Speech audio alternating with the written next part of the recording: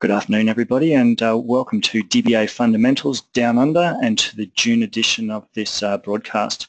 In today's session, we've got Denny Cherry talking to us about SQL Server Database Administration for the non-DBA. I'll hand over to Denny shortly, but first we'll just run through a little bit of housekeeping.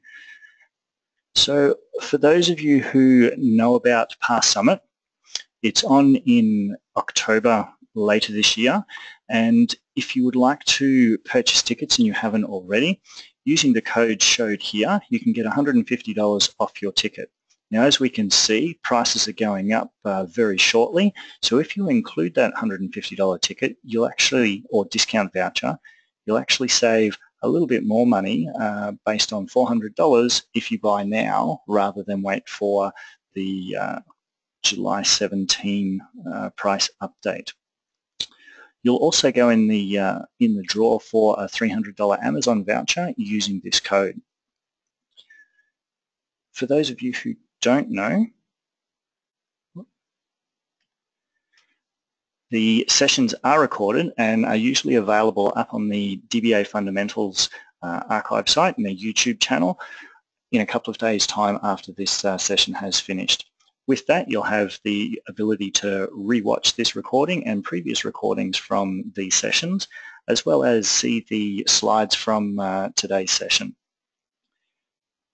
Apart from this particular virtual chapter, there are other virtual chapters that cover a range of topics, so make sure if you're not already in those, visit the past website to find out what those virtual chapters are, sign up, and you'll be able to keep up with all of the content from some fantastic speakers. So with that, I'll hand over to Denny and we can get today's session running.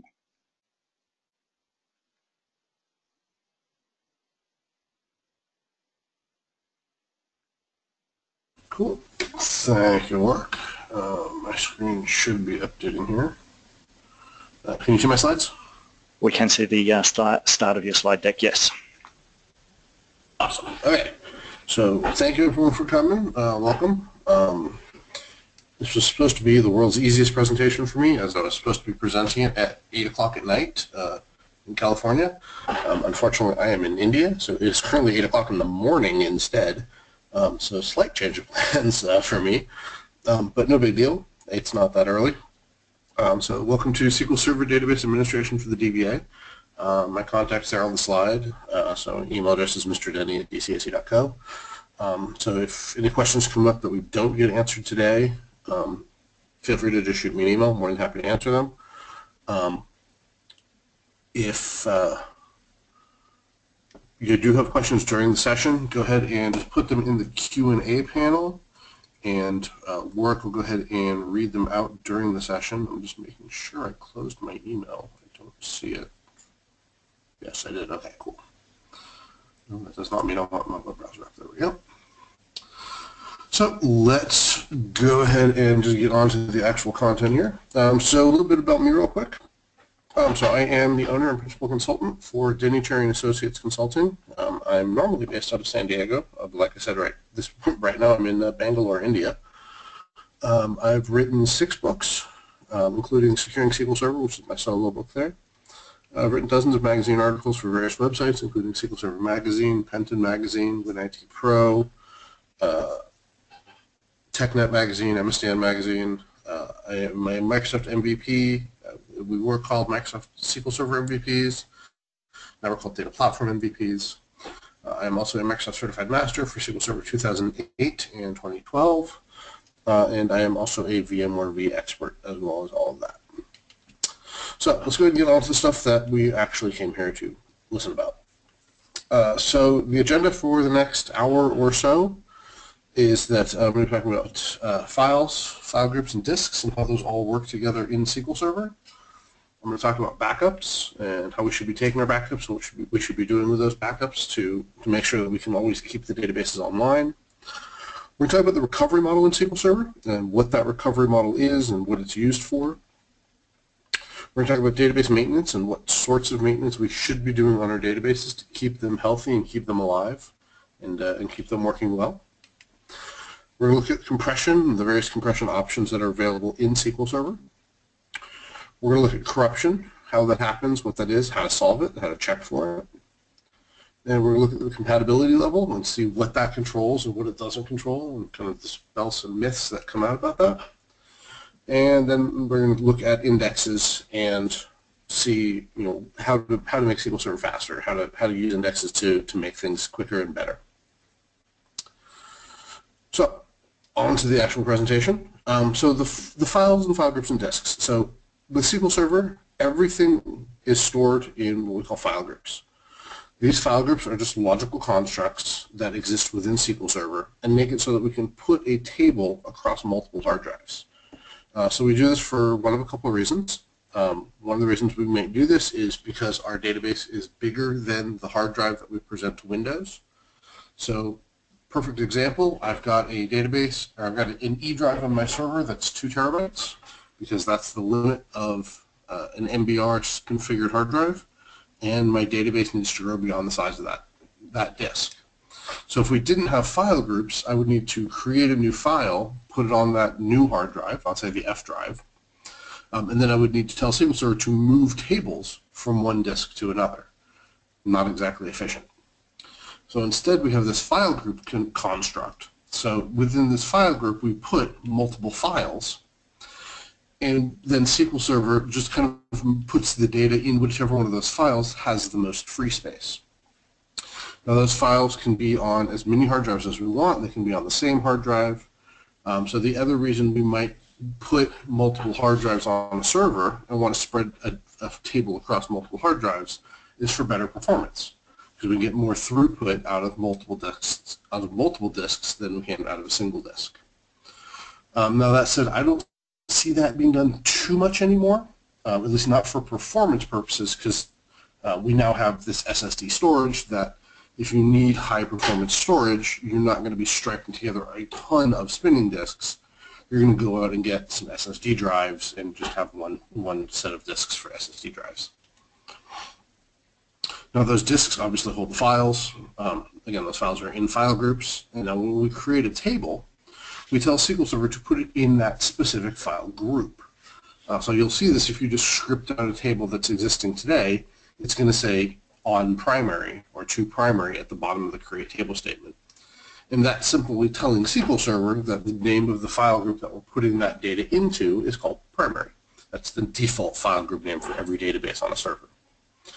Now you can create multiple file groups if you want to be able to isolate stuff from other stuff. So maybe you want to isolate some tables from being on the same physical disk as other tables, or maybe you want to isolate non-clustered indexes from the base data so you can get more throughput to the disk. You can do that through adding multiple file groups to the server. Now again, not something I'm seeing done all that often anymore. We used to do this a lot back in the 90s and the 2000s. But just because we've got so much high-speed storage available to us today so inexpensively, at least compared to what it used to cost to get those levels of throughput, it's not necessarily something we do all that often anymore. But it is still an option that's available to us. Now every database you create is going to be made up of at least 2 database files. So that first file holds the data, and that's your MDF. You can have additional ones that are typically called NDFs. And then the second file that you're going to have is your transaction log file. So your main data file is always going to have a file ID of 1, and your transaction log file is always going to have a file ID of 2. Now, these data files are very different. If we need more performance, we add more data files on different hard drives. If we need more performance of our transaction log, adding more hard drives or adding more files is not going to help, because these files are used very, very differently. Now, the data file is used whatever space SQL needs, SQL Server grabs. So it can grab space anywhere in that data file for new data that comes in. Your transaction log file, on the other hand, is a circular log file, so it's always written in sequence. So adding more transaction log files is not going to help any for performance, because it will simply continue to use that one transaction log file until that log file is full, or until it's the end of that file, and then it'll simply move on to the next one. Now, there are some very advanced things you can do that could potentially speed up transaction log throughput, but those are extremely edge case and not something you're going to need to do unless you're pushing, huge amounts of throughput through your transaction log. Otherwise, it's just not necessary to worry about, trying to performance tune that. The way that most people do performance tuning on their transaction log, faster hard drives, put SSD behind it. Now, let's talk about backups for a little bit.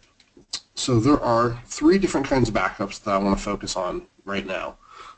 There's some other options, but the important ones that 99% of systems are going to deal with are going to be full backups, excuse me, differential backups, and then our transaction log backups. So those 3 are going to work together to get you the ability to recover your line of business databases to, whatever point in time that you were at when that system failed. Now, I did say there were some other options, and so those other options are file group backups, and so those file group backups are going to allow you to take a backup of just part of the database. Now, this is typically done for things like data warehouses, where you've got large or massive portions of the database that aren't in use normally, or that aren't being modified either normally or at all. So those get into a much more complex scenario, especially when it comes to restoring those. But like I said, for 99% of systems, we just need to focus on these 3 backups at the top there: the fulls, the differentials, and the transaction logs. Now, rule number 1 when it comes to dealing with backups is, oops, wrong button, make sure that those backups are saved on another server. I cannot tell you how many times I've walked into clients and I go see how their backups are configured, and the backups are being saved to the same hard drive as the database. So I'm like, okay, so what good are these backups to you then? And so they'll usually tell me that the backups are there so that if somebody deletes data, or if they lose data, that they can restore the backups. Okay, what happens if the hard drive fails? You've now lost the server, or the database, and the backups. So rule number 1, take backups. Rule number 2, get those backups onto another server or another device. If you're running SQL Server 2012, SP2, I believe, or higher, you can back up to Azure very, very easily using just the backup to Azure feature, which will back up to the Azure Blob Store. If you're running an older version of SQL, you can still actually do backup to Azure. You would just need to use the new file share feature that's available in the Azure Blob Stores, where you can actually present a network share directly to an Azure Blob Store, and you can back up to that directly just using a UNC path. It's pretty cool to be able to do that, to do it that simply. So that option is then is available to you at that point. So getting backups out of your data center, not that hard at this point.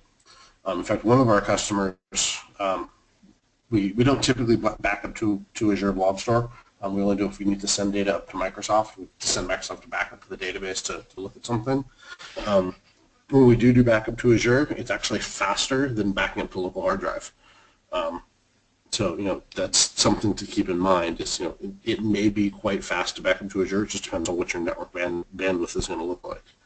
And a bandwidth upgrade might be less expensive than trying to deal with paying for local disks to back up all your databases to keeping something there fast enough. So those full backups, these are a point-in-time copy of the database. So it doesn't matter what recovery model you're in. We're going to talk more about recovery model in a few slides. So this is a point-in-time copy of the database, and it's a copy of the database in the state that the database was at the end of the backup. So any transactions that are in flight during that backup operation while that backup is being taken, those are going to complete successfully, and those are going to be included with that database backup. So this is why one of the reasons why you might see your transaction log file grow while your backups are running. And that's because all those transactions have to stay in that transaction log file during the process of that full backup. Once that full backup is done, or once it's done copying all the base data, it will then copy all the transactions out of the transaction log and into the full backup, so they're included with that full backup. The full backup should be done typically either daily or weekly, It just depends on how many files you want to restore. If this is a line of business system where you need to restore it to an exact second, or if this is a data warehouse where you're just doing one differential backup on top of the full every day, in which case it probably makes more sense to do differentials. For line of business systems for my customers, I typically have them backing up daily and then doing transaction log backups throughout the day. That reduces the number of files that we need to restore, and it reduces the amount of time it's going to take us to do that restore and get that system back up and running in the event of a failure. So don't forget, whenever dealing with or configuring your backups, the whole goal here, after you've taken the backups, is to restore the database in the event of a failure. So we need to keep that in mind and make sure that we've got the databases or these backups in such a way that we can restore the system as fast as possible, because we need to get that system back up and running with as little impact to the production environment as possible. So we're going to talk more about the other kinds of backups in a second here, but I want to talk about recovery models first. So there are 3 recovery models available to us in SQL Server. Those are simple, bulk logged, and full. So those recovery models are used to tell SQL Server how much logging it's going to keep, and in some cases how much logging it's going to do. Now, by default, no matter what recovery model you're in, most commands that are executed against the database are fully logged. So your inserts, your updates, your deletes, those are all going to be fully logged no matter what recovery model you're in, every single time you run them.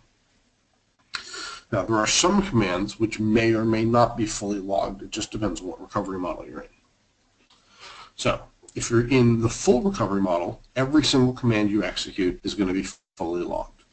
The reason for that is we need to be able to have those commands in the transaction log because they need to go to the transaction log backup so we can rebuild the database to the exact state the database was in at whatever time we've decided to stop the restore, either at point in time or if we just go to the end of the file and get the system as current as possible.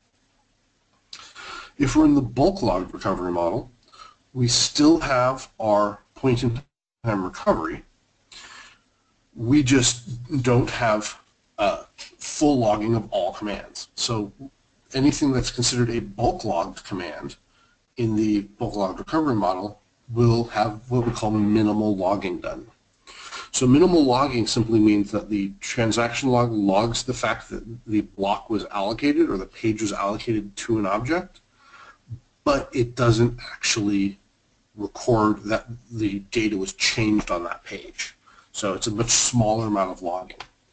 So we can still do point-in-time recovery when we're in the bulk logged recovery model to a point. So basically the rule is if you're in the bulk logged recovery model, if you're doing a bulk operation, you cannot do a point-in-time restore to the middle of that operation. So if you're bulk logging data all day long into the database using BCP or using SSIS with the fast insert option set, then you won't be able to do point-in-time restore to any point where one of those operations are running. You'll either have to go to the beginning of that operation or the end of that operation. So that that could be problematic depending on how often you're doing those bulk logged operations. You can still do transaction log backups when you're using the bulk logged recovery model. Any bulk operations that happened during that period of that transaction log backup, or during that period since the previous transaction log backup happened, obviously you can't just back up the transaction because we need to get the data as well. So it will actually back up those pieces of the database that were bulk logged during that time period. So that can make the transaction log backups quite a bit bigger than one would expect, given that we're not actually logging all this data, and that's because the actual data is being backed up as part of that transaction log. Now, when it comes to restoring, you don't need to worry about that. You just tell it restore the transaction log file, and it will restore all those blocks as part of that restore. You don't have to do anything special to it. Now, the simple recovery model does not. It's just like the bulk log. So we're still doing full logging of insert, update, and delete. We're doing minimal logging for all the minimally logged operations, all the bulk operations. The difference here between simple and the other two is that with the other two, we run this process called checkpoint, which is going to tell the SQL Server to write all the data pages to disk that have been modified. And it's going to log that it did that in the transaction log, and it's going to wait for the next transaction log backup to come through and do back up the actual data from the transaction log. With simple recovery model, when that checkpoint process runs, it's going to do the exact same thing. It's going to write all the dirty pages to disk. It's going to mark in the transaction log that checkpoint was run. Now the difference here is that it's going to also at that point mark all the transactions in the transaction log as being fully committed. And it's going to allow the SQL Server to now overwrite them.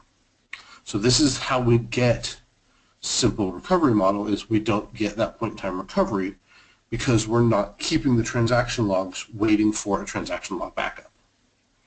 So for line of business systems, probably not the best idea because we need that point in time recovery for those line of business systems. For data warehouses or systems where we can rebuild the system off of the production data very easily, those will typically be put in simple recovery model, so we don't have to worry about doing point in time restores. So that's the big difference between those three operations. So by default, key thing to remember here is operations are always logged. So no matter what we're doing, we're always logging the operations. So there is no way to turn off transaction logging in SQL Server. The only exception to that is our ability to use non-durable tables in SQL Server 2014 and above when we're using in-memory OLTP or Project Hackathon. Those non-durable tables turn off transaction logging because the data is not durable and we know the data can be lost, so we don't care about recovering it.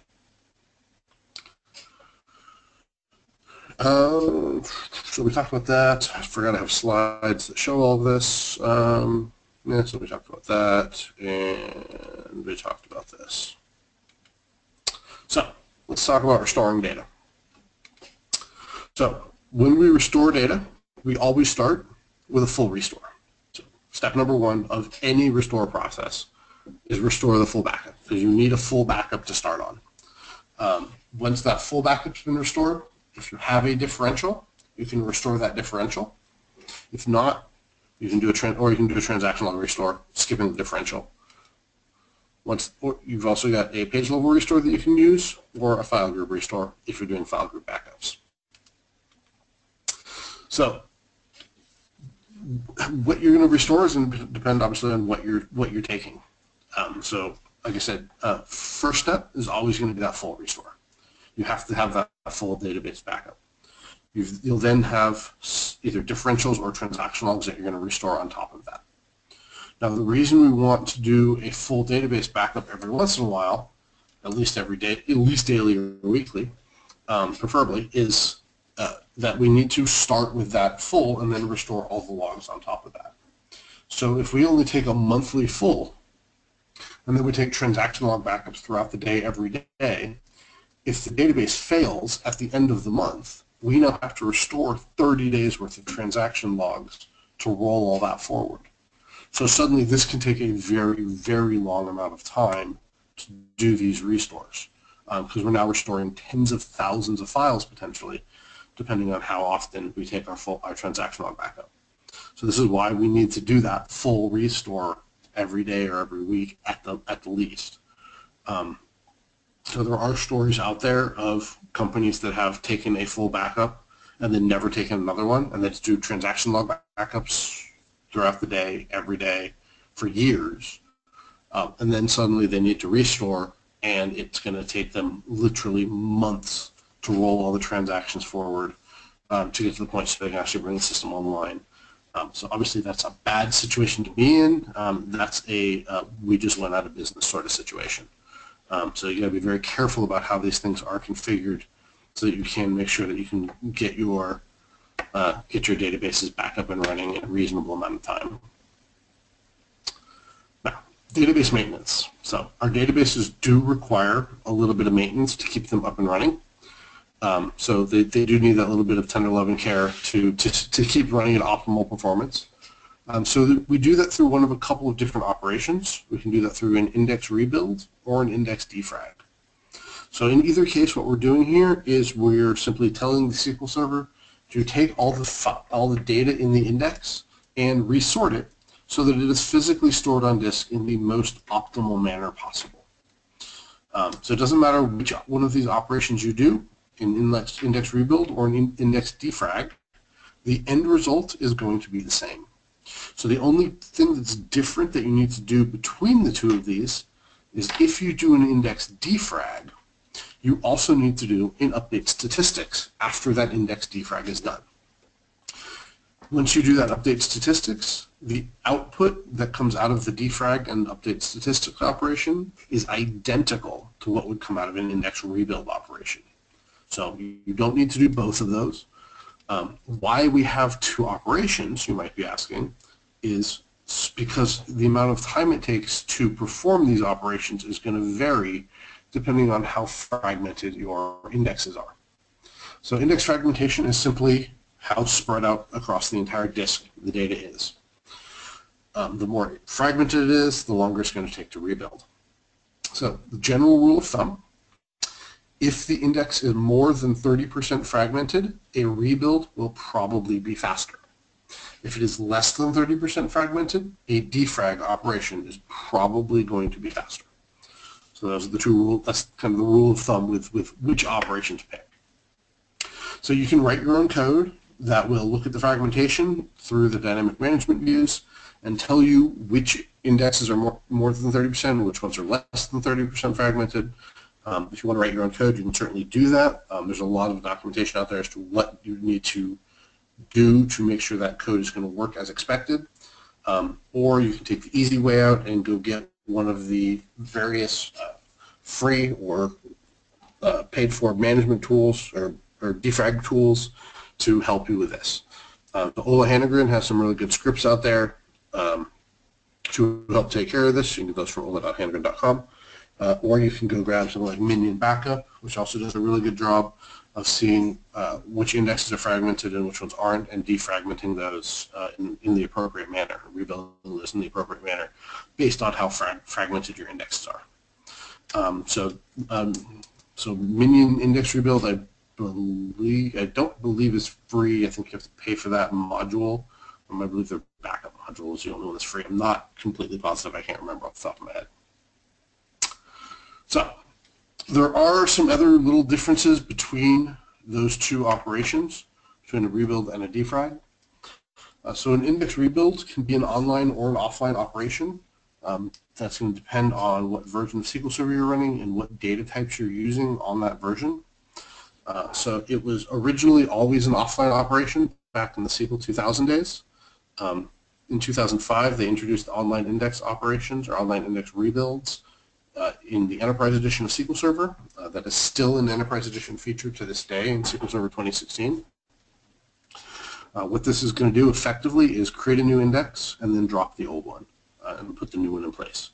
Because it's effectively a new index, that means that the statistics are going to be fully updated because as it queried everything, it got the updated statistics for it. Now, a defrag operation is always going to be online.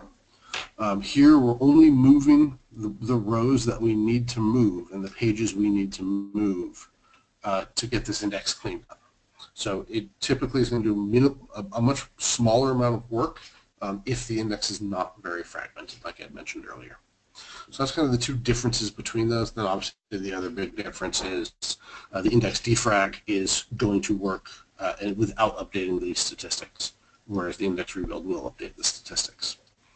So those are kind of your two options for doing those index maintenance. Now, I've mentioned this thing called statistics a few times, so you may be wondering what that is. So statistics are how SQL Server figures out how to get access to that data, how to go find the data that it's looking for. So every time you run a query, you get what's called an execution plan. You've probably heard of these before. Execution plans are literally the data map of how SQL Server is going to, or what operation SQL Server is going to perform to go get the data you're going to look for. Is it going to do an index seek or an index scan? Is it going to do a table scan? What kind of join operation is it going to use? A nested loop or a hash join? So this is all figured out and stored in that execution plan. So the way SQL Server figures out what to put in that execution plan is based on the statistics on the table. Now these statistics are a sampling of the values within a table or within the index. These statistics contain up to 200 samples of the values within the column that the statistic is created on. Now, this may be sounding a little weird, so don't worry, we're going to look at one in a second. The statistic also tracks the estimated number of rows between those values. So, let's look at a statistic. Bear with me 1 second, let me grab a pen for my Surface. I forgot to grab one.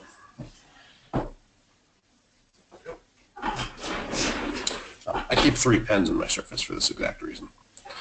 So, in my laptop bag. So here we have the name of the statistic. So here we have the date it was last updated. So obviously this is done a while ago. Don't worry about that. We have the number of rows in the table, the number of rows that we sampled when creating the statistic. So in this case, you'll notice that those are the same 2 values. The reason those are the same 2 values is because this table is fairly small. If this was a larger table, then the number of rows would be much larger than the number of rows sampled. The statistic has 200 steps. It is not built on a string, and it is not filtered. If it was filtered, it would say what the expression there was that was filtering it, and the number of rows that were in the table total. So, what is this built on? So this is built on the product ID column of the sales order detail table. So this is built on an index called IX_sales order detail_product ID. That index contains 3 columns, which we can see right here. I love having a Surface and a pen. It makes life so much easier. So the index itself is built on product ID, sales order ID, and sales order detail ID. Now, the statistic is only built on product ID. The reason for that is we only have what we call single column statistics. So if we had multi-column statistics, the statistics would be much, much larger and contain much more information, and would therefore take SQL Server much longer to work through when it's trying to figure out the indexes and how to build the execution plan. These statistics are all built around the fact that SQL Server needs to be able to process this data very, very fast in order to get the execution plan built quickly so that we can go see what's going on. So if we look at this statistic here, we can see there's this column called range high key. So this range high key column, this is the product ID. So this is the actual value from the table. So the rest of the information here in the bottom part of the screen is just telling us about the rows in the table that relate to that range high key. So the interesting number here is the EQ rows. This tells us how many rows are equal to these values. So if I go look at the table, I should find, and I look for product ID 718 in this table, I should find about 219 rows that have that value. Now, I'll probably find exactly that many because this is a sample database. It's from AdventureWorks. Now, you can see here that statistics aren't perfect because it's telling us that there are 218 values in the range between 718 and 719. Now, we know that this is an integer data type because I've seen the table before. That's how I know that. So I know that there is nothing between 718 and 719. So I know that that value is not going to be, that particular piece of the statistic is wrong. But SQL Server doesn't know that. So it's going to, account for that or try to account for that when it's building whatever execution plan, it's going to give us. So this is all the information SQL has when it builds those execution plans. So this is why occasionally those execution plans might be wrong and why we might see performance problems from those plans, because we're simply looking at these statistics when we're building those plans, not the actual data in the table. So you might be asking why we don't use the actual data in the table when building execution plans. And the reason for that is because we don't want it to take too long to clean that data up, or to get those plans. If we waited for it to query the entire table, it could take a long time to build an execution plan, as we're trying to query all that data to figure out what's going on, especially if there's no index on that table. Now, obviously this table's only got 100,000 rows, it wouldn't take that long to do that. But say we have a table with a couple of billion rows in it, now suddenly it's going to take forever just to build the execution plan because we've got to wait for SQL to query all that information. So to solve that problem, we have these statistics which have this sampling of data. Now, unfortunately, you can only have those 200 rows in the execution plan, this number of rows right here. So because we can only have those 200 rows, these can get kind of iffy on those really, really big tables. But we have to just work with that because we don't have any other options available to us. Now, let's talk about compression. So compression is how we can get free space in our database. So compression saves space inside the database. It saves us space within memory, and it can save us space within our backups as well. So it can save us space in a variety of places. So it saves space within the database because the data is compressed, so it's stored compressed on the actual hard drive. If we're storing the data in a compressed format on the hard drive, that means that when it gets loaded into the buffer pool, it's also compressed. We do not decompress the data when we put it in buffer pool. All the data stored in the buffer pool is identical to the way it's stored on the hard drive. And then if we are compressing our data, obviously when we back up that data, that backup data is compressed as well. Now, compression costs us CPU, but it's usually worth it based on how much savings we're going to get. Now, doing actual data compression within the data file, we have two options. We have what we call row compression and what we call page compression. So row compression is very horribly named, and here basically what we're doing is we're just changing the way we store numbers so that they take the minimal amount of space possible. Now, if I create a table and I put a column on it with a data type of numeric 16,2, that number is always going to take 8 bytes, guaranteed. Yeah, 8 bytes. Now, if I turn on compression, the amount of space taken up by whatever number I put into that column will take up the amount of space needed by that value. So if I put the number 2 into that value, into that column, without row compression, it takes up 8 bytes. With row compression, it takes up 1 byte, because I can store the number 2 in a single byte. So this is where row compression comes in handy. It does nothing for text values. It only works on numeric values. Now, page compression, on the other hand, works on text strings. So you can compress those text values so that you can get the best performance out of them and the most space savings. Now, how much space savings you're going to get is going to be solely determined by how much throughput, or what kind of data you have. So if you've got large amounts of duplicate data on the page, you're going to get really good compression. If you've got very distinct data, you're not going to get as great a compression. Typically, I see somewhere between 30 and 60% compression of a table when we compress them. There is a store procedure in SQL Server that will let you see how much compression you have. It's called like SP_estimate index compression cost savings or something ridiculous like that. It's literally the longest store procedure name there is in SQL of the system objects. So if you just go find the longest object name, you'll find the right object. Now, data compression done on the row or the page, that is a per index decision that you're going to be making. So you pick per index how you want to compress that data. So if you've got a table with a lot of text fields, you might want to compress the clustered index using page compression.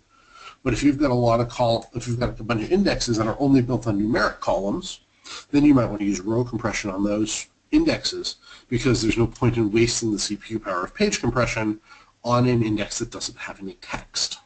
So something to keep in mind. Backup compression is an on or an off. If you're doing row or page compression, backup compression may or may not be helpful. You'll need to look and see. Now, the good news, backup compression was introduced as an Enterprise Edition feature in 2008. It was converted into a Standard Edition feature in 2008 R2. Data compression, on the other hand, either row or page, is an enterprise-only feature. So you will need to use the Enterprise Edition of SQL Server for that. However, that can definitely be worth it. Now, data compression, both row and page, is available in Azure SQL DB in all editions of SQL DB. So even if you're running the basic edition for your database for dev and test, you can still use this Enterprise Edition feature, which is kind of cool if you're working in SQL DB.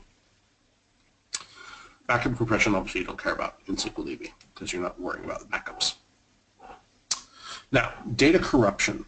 So data corruption, obviously a big deal. All databases can become corrupt, and many of them will at some point in the future. What causes that corruption almost every single time is a hardware problem. It is almost never a bug in SQL Server. We should be checking for our corruption regularly, and by regularly I mean as often as we can get away with running CheckDB to check for corruption. Now, how do I know that corruption is almost always a hardware problem? And that's because SQL Server product team has done some analysis, and which they don't technically release to the public, but I can talk about because I heard them talk about it. When they've looked at all the corruption that they've seen in the SQL Server databases over the years that have been reported to Microsoft's customer support team, 99.99% of the corruption problems they see are storage. It's some sort of problem with the storage. 0.005% of the problems are bad RAM, and 0.005% of the problems are a bug in SQL Server.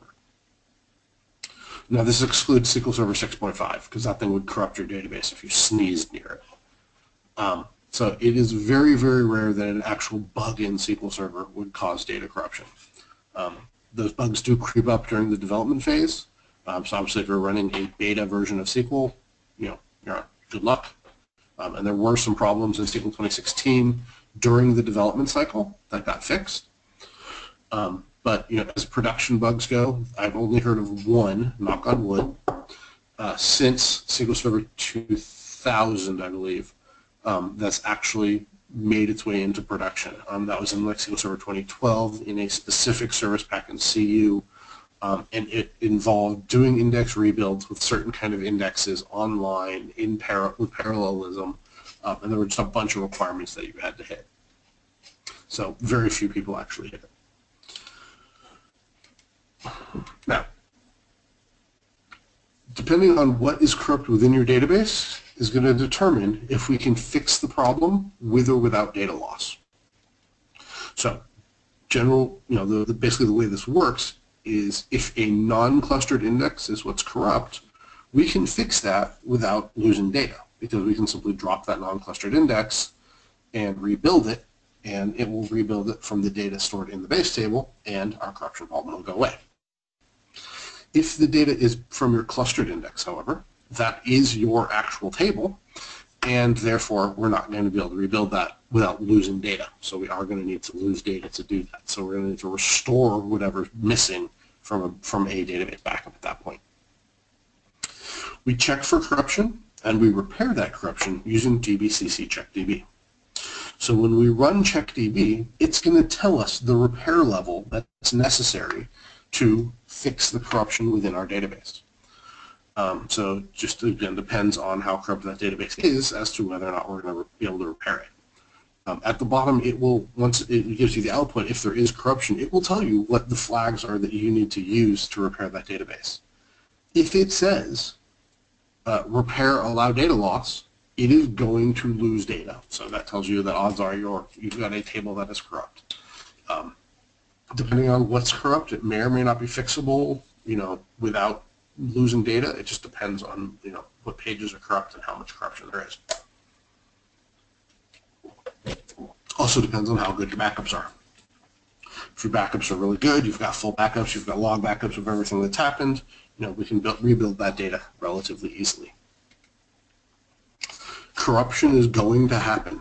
It's just a matter of how you prepare for it to see how easily you can survive it, how well you can survive it. So I'm actually in the middle of dealing with a database corruption problem for one of my clients right now.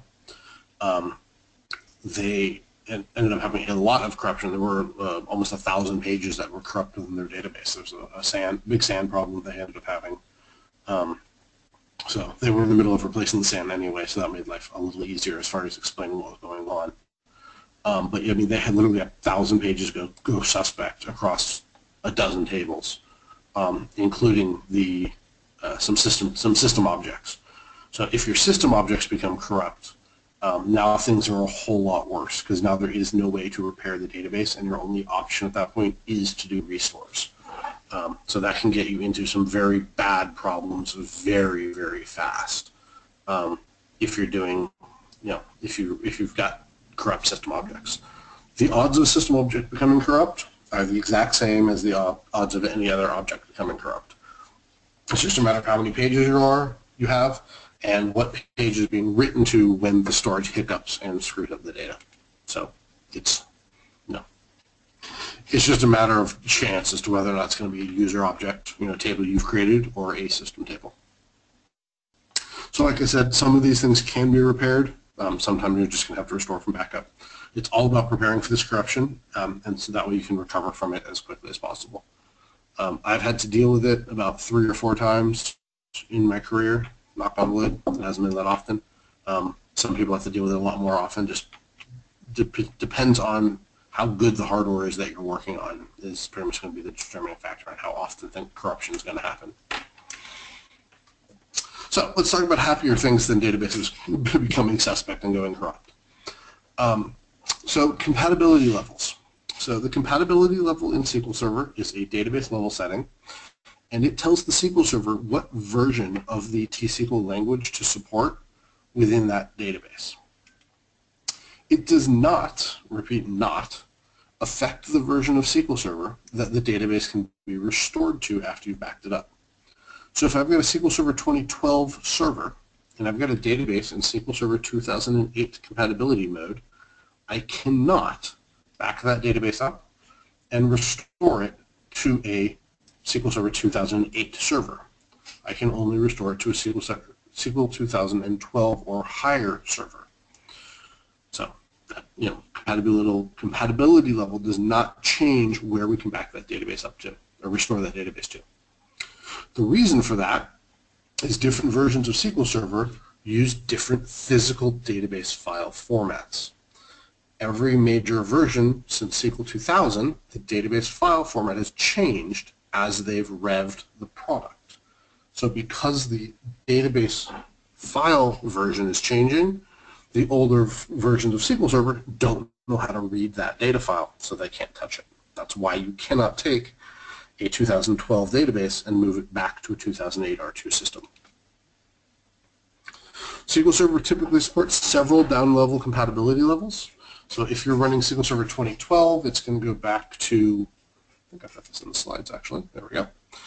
So if you're running SQL Server 2014, it's going to support going back to 2008 and everything in between. SQL Server 2012 supports from SQL Server 2005 to 2012. And SQL Server 2008 R2 supports from SQL 6.5 and up. SQL Server 2016, I believe, still supports 2008 and up. I would have to double check that. I need to update my slide accordingly. So just keep in mind, you're not going to be able to go back all the way. It is definitely going to change how SQL Server handles that T-SQL depending on what version you're using. So a perfect use case or a perfect example of this is flipping between the 2008 and the 2012 compatibility levels. So if I take a database and I put it in the 2008 compatibility level, and I try to execute a store procedure and use a function as an input value into that store procedure, it will fail. If I simply change the compatibility level from 2008 to 2012, it will succeed. Because in 2012, that was supported. In 2008 compatibility level, or SQL 2008 and 8R2, it was not. So that's the kinds of things that are going to change between the versions, between the compatibility levels. Now, it doesn't necessarily mean that everything's going to stop working. It just depends on if that's a database scoped operation you're trying to perform or a server scoped operation that you're going to perform. So a perfect example of this is I can take a database that's in the 2008 compatibility level, and I can put it into an availability group. Obviously, availability groups did not exist in 2008 R2 or 2008, but because the availability group is a server scoped object, so alter availability group is a server scoped operation, I can put any database into the availability group no matter the compatibility level, because I'm making a change to a server scoped object, not a database scoped object. So because of that, the compatibility level does not apply within that database. So let's talk about indexes. Indexes are our go faster button. If you've ever been looking in SQL Server and you're playing with all the settings and you're trying to find that go faster button to make things go faster, indexes are it. Non-clustered indexes are going to be how we make the database go faster. So non-clustered indexes, or well, any index in general really, are sorted based on the columns that you specify within the index. So if I take a non-clustered index and I create it on last name, then first name, then hire date, the index will be sorted based on last name, then first name, then hire date. So say we have an employee table, so it's got employee ID, first name, last name, hire date, department ID, etc. And I want to create an index on last name, first name. Basically what SQL Server is going to do to create that index is run the query, select last name, first name from employee, order by last name, comma, first name. The output of that query is going to be how we build our index. Now, indexes do cause duplicate data to be stored on the hard drive. That's the whole point. We're exchanging space for speed. Storage is cheap, time is expensive. So I want to store duplicate data in my indexes so that my queries run faster, so that my employees or my customers, depending on who's using the system, spend less time waiting for the database to respond. When you first start playing with indexing, you're going to notice it's half art, half science. It's going to take you a while to get the hang of things. But once you get the hang of things, it is very easy, and it'll become second nature and become very easy for you to figure out how to get this to all happen. So we've got a few different kinds of indexes that are available to us. We've got clustered indexes, we've got non-clustered indexes, we've got full text indexes, we've got spatial indexes, we've got column store indexes, we've got XML indexes, we've got semantic search. So which one of these you should be picking? Odds are it'll be a non-clustered index. Everything else you don't really need to worry about too much. The clustered index is your base table most of the time. The non-clustered index is going to be how we do this performance tuning. That's our go faster button in almost all cases. If you're working in the data warehouse, you'll want to look at column store, especially if you're working in SQL 2014 and above. If you've got columns with XML data that you want to be able to search in those XML documents using XQuery, you'll want to look at the XML data, the XML indexes. And then if you need to do full text searching or kind of a Google or Bing style searching of the text data in your database, then the full text index is going to be what you're going to want to look at. So how do indexes work, or how should we be building these indexes? So here we have a query that we need to index. Select first name, last name from employee, where last name equals Cherry. So the index that we're going to create on that is going to be just like this. Create index, give it a name on the table we're building it on, open paren, whatever columns we need to search by. So in this case, we're only searching by last name. And then we want to include the first name column. So the way we decide what goes where is anything in the where clause goes in what we call the key columns. Anything that's in the select statement that's being returned, that's not in the where clause goes in the include columns. This is how we put things there. Now, how do we know what order we want to put things in the key columns? we put them in the order of selectivity. So in this case, there's only one column, so it is selective. But if we had multiple columns in our where clause, we would need to look at the data and see which of those columns is the most selective. And that'll typically, in like 99.9% of cases, be the order, the first column that we want to put in the index. And then as columns become more selective, once we've done that initial filtering, then we just keep putting them in that order of selectivity. The order of the columns in the include statement is irrelevant. You can put those in whatever order you want to put them in. We can use filtered indexes as well. So filtered indexes are kind of cool because they allow us to remove rows from the non-clustered indexes. So this can make our non-clustered indexes smaller and make them perform better. So here we've got a similar statement: select first name, last name from employee, where last name equals Cherry and active equals 1. So if I want to create an index on there, I would take the same index I had before, but we'll notice down here at the bottom, I have a where clause inside my create index statement. That where clause is removing any column and any rows from my non-clustered index that have an active flag that is not equal to 1. So only the rows that are where active equals 1 are included in my index. So this can be very handy, especially on very, very large tables, to get only the data that we really need in that index. So should I be using those all the time? No, definitely not. But there are definitely situations where I want to use those because it does make the most sense. So indexes are not free. They do require space to store them. They also technically slow down our insert, update, and delete operations. Now they don't slow them down much. We're talking nanoseconds typically, maybe a millisecond. But they're going to make our select statements much, much faster. I've spent, I don't know how much time arguing with people, arguing with developers that they don't want to slow down their insert, update, and delete operations, but they're willing to accept 45-second select statements just because they don't want that extra millisecond on inserting a new row into the table. That's not a good argument. Just really isn't. If you've got long-running queries in your app where your users are complaining that it's slow doing an insert at 45 seconds, you don't care about the extra millisecond it's going to take to insert data into the table or to change data in the table. You need to solve the problem of the 45-second query.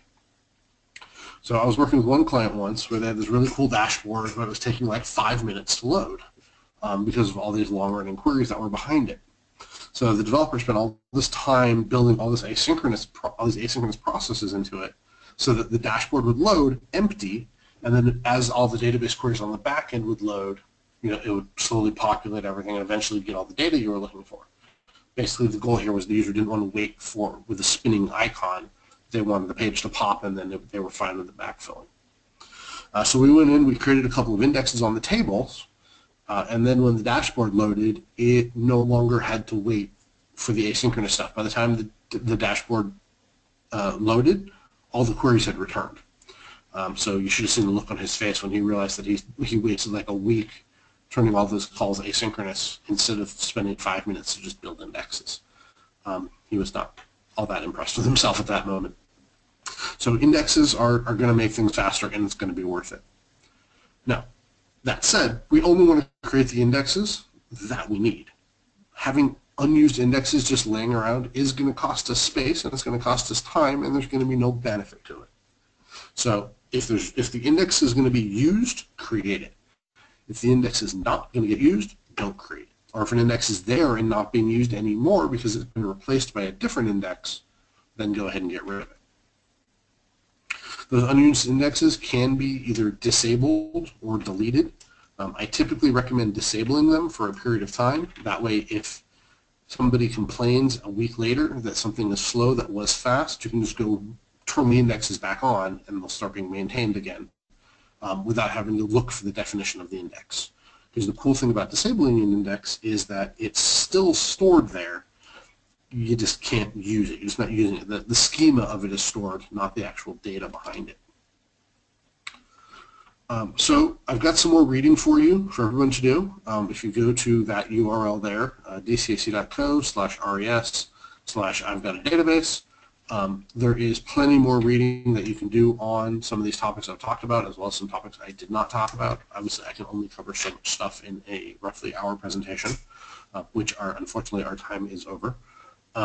But so you can get a better idea of kind of some stuff that's available to you. And obviously if you need help, feel free to shoot me an email. I'm more than happy to answer questions for people if questions come up.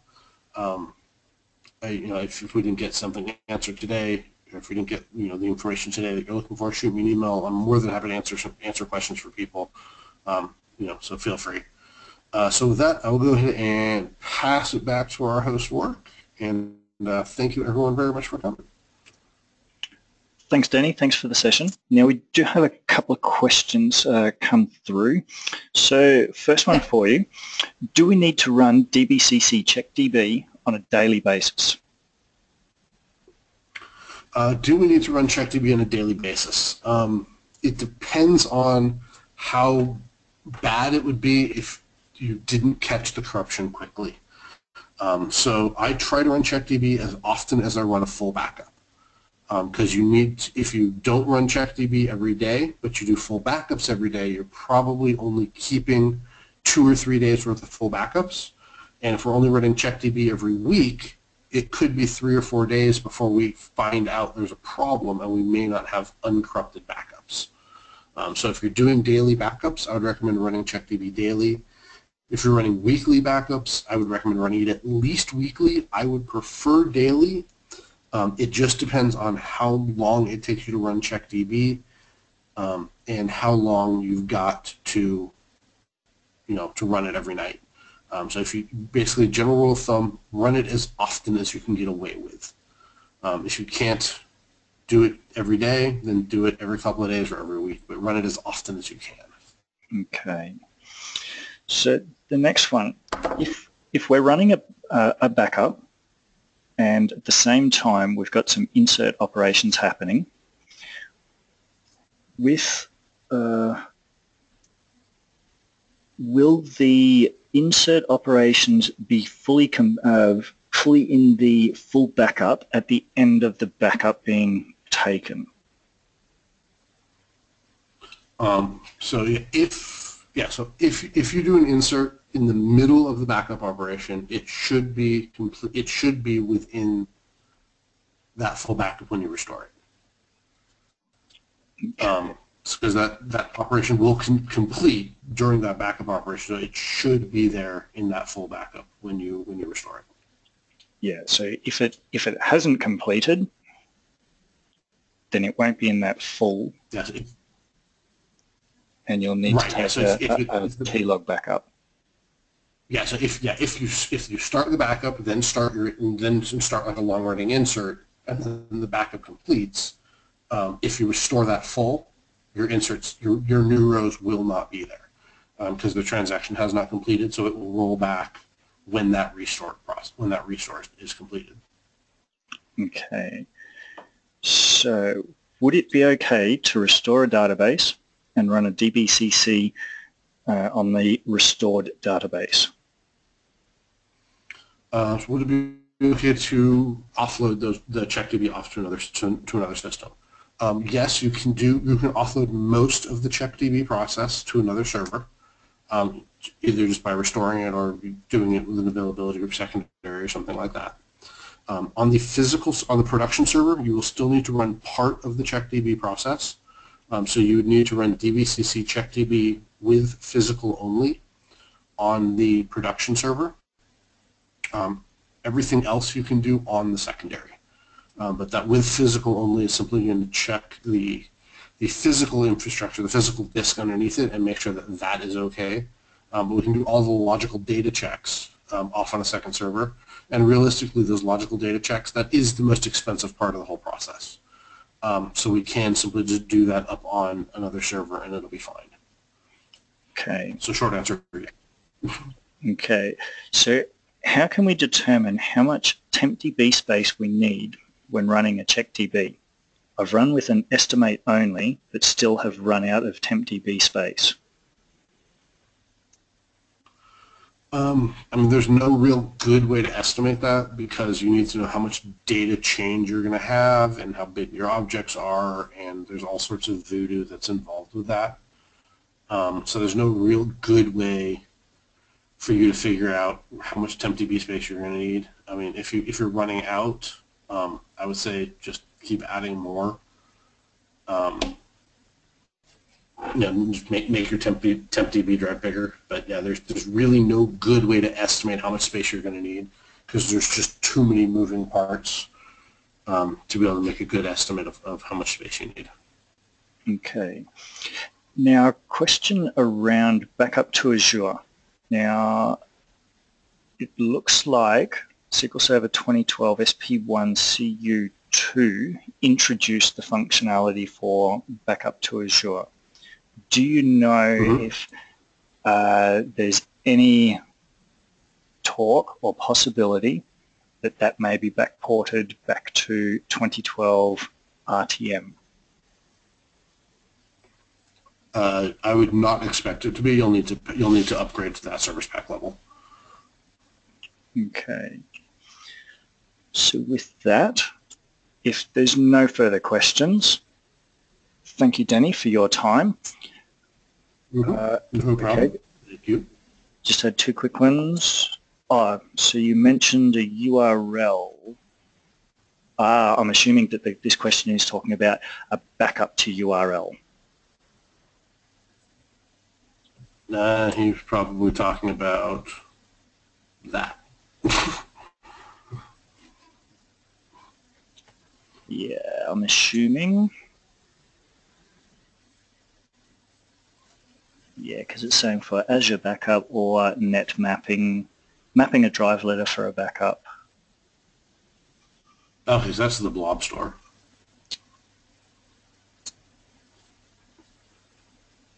Yeah, so you can do backup. Backup to URL is the technical name for backup to Azure. Or you can just mount a do backup directly to a network share in the Azure blob store. Using the new file share feature, which came out in blob store about 3 or 4 months ago. Okay. So with that, thank you, Denny, for your time. Now, just to confirm that the session has been recorded, that will be placed up onto the DBA Fundamentals website in a couple of days' time. It will be on the YouTube channel for you to rewatch this session. Denny, are we going to be able to place your slide deck up on the DBA Fundamentals website as well? Yeah, I can send you a PDF of the slides and you can upload them.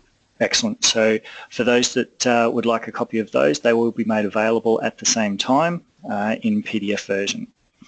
So thank you for your time today. I look forward to seeing you all same time next month, where we will be hearing from Tim Radney talking about, I think it's SQL databases, Azure SQL databases. That session is available for your registration, and I look forward to seeing you all then. Thank you for coming along.